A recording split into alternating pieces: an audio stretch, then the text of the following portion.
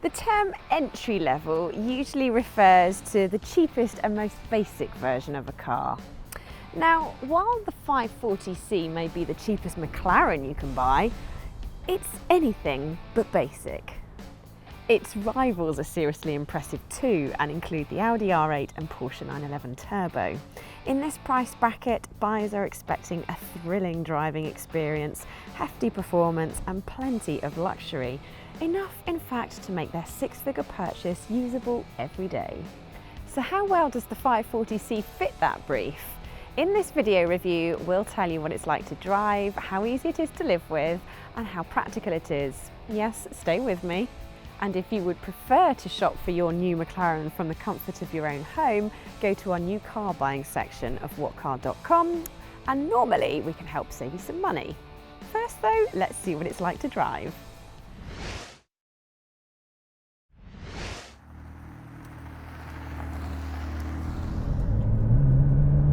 If there's one area every sports car needs to shine, it is out here on the open road. In the 540c, your right foot is connected to a 3.8 litre turbocharged V8 petrol engine. It's the same one found in many other McLarens, and in this guise pushes out 533 brake horsepower, which gets this beast from 0 to 62 miles per hour in just 3.5 seconds. And if you keep going, you can get to almost 200 miles an hour. Now, while mid-engine sports cars do have somewhat of a reputation for being scary to drive, you don't have to be a racing driver to have fun in the 540c. And if you'd rather not change gear, there's a very competent dual clutch automatic gearbox, or you can take control with these paddles here on the steering wheel. Even pottering city streets won't cause you too much stress. The accelerator pedal isn't overly sensitive, and while the steering may be heavier than many are used to, it's very communicative, so you always know what your front wheels are doing. The 540c is also surprisingly comfortable on scruffy B roads, even though it's not fitted with the more expensive hydraulic suspension that you'll find on other McLaren models. Once you've found an open bit of road, the 540c has the kind of performance which leaves you grinning. Put your foot down for more than a few seconds and you'll be skirting the speed limit. Our only complaint, in fact, is that while this engine sounds great, the Audi R8's V8 petrol motor sounds even better.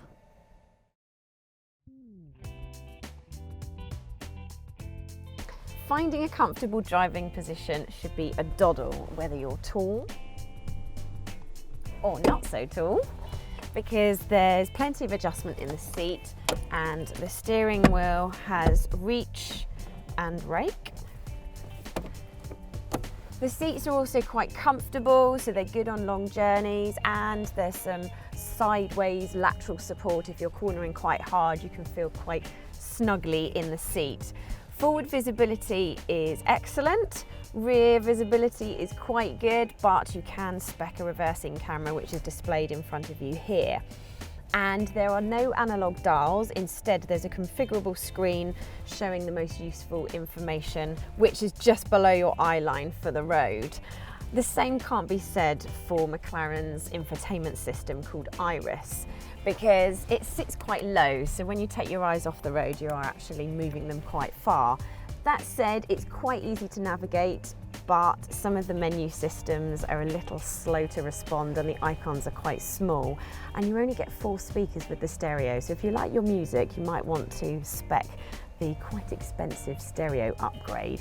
As you'd expect from a car in this price range, build quality is right up there with the best of them, and there's an extensive use of high quality materials. I just love this stitching that goes up and down here. You certainly won't feel shortchanged. Like its Audi and Porsche rivals, the McLaren 540c is a sports car that's been designed to be usable every day. So it's actually wider than its more expensive siblings, which means you can drive along without rubbing elbows with your passenger, unless you are exceptionally large, of course. And you may have noticed that you will just have one passenger because there are no rear seats. And if you are 6 foot tall, you will find that there is plenty of headroom.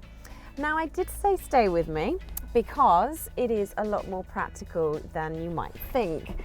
There's some secret storage here, which I think might be perfect for a banana. Yes, it is.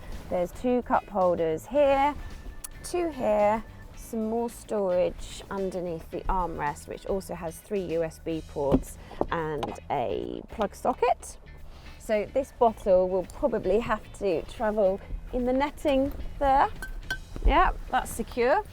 And instead, if you're driving a McLaren, you have to look cool. So I'll put my sunglasses in there, spare bottle of water, and I think I can fit a little bit more in there. There we go.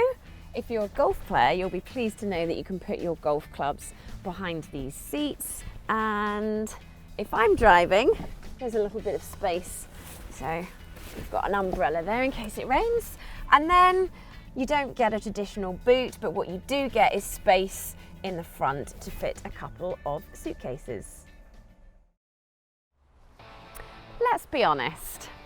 A brand new McLaren 540C is going to be a little bit too much of a financial stretch for most of us.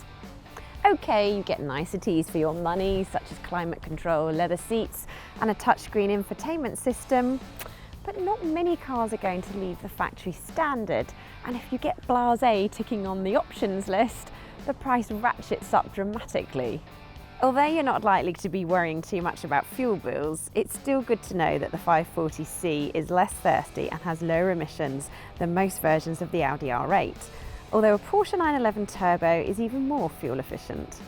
The 540C is a magnificent sports car. It's surprisingly usable every day, it's shockingly rapid, and it's great fun to drive even at normal everyday road speeds. For plenty more on the McLaren 540C, including our online review and its rivals, head to whatcar.com. If you would like to buy one, remember you can go to our new car deals section where hopefully we can save you some money. But before you go anywhere, remember hit subscribe. Now I might keep this one.